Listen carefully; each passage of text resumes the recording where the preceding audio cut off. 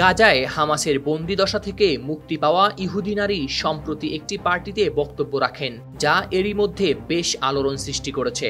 যেখানে তিনি প্রকাশ্যে বলেন তার আঘাতের জন্য হামাস দায়ী নয়, বরং ইসরায়েলি ডিফেন্স ফোর্স IDF এর বিমান হামলা তাকে আহত করেছে।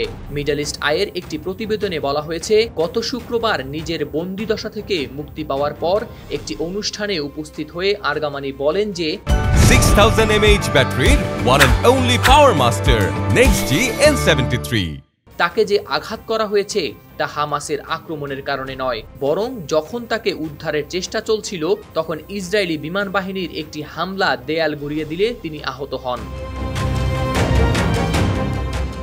এর আগে 21 আগস্ট বুধবার টোকিওতে G7 দেশগুলোর কূটনীতিকদের সামনে বন্দিদশায় তার অভিজ্ঞতা সম্পর্কে বিস্তারিত বর্ণনা করেছিলেন আরগামানি।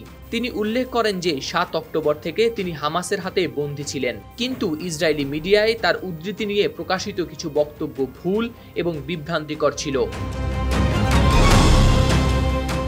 আরগামানি স্পষ্ট করে উল্লেখ করেন যে ফিলিস্তিনি যোদ্ধারা তাকে প্রহার করেনি কিংবা তার চুল কেটেও ফেলেনি, বরং টোকিওতে দেয়া তার বক্তব্য ইসরায়েলি মিডিয়া ভুলভাবে উপস্থাপন করেছে। তিনি বলেন যে হামাস তাকে কোনোভাবেই আঘাত করেনি এবং তার চুলও কাটেনি। তিনি 7 অক্টোবরের শিকার, কিন্তু তিনি মিডিয়ার হাতে আবারও শিকার হতে চান না।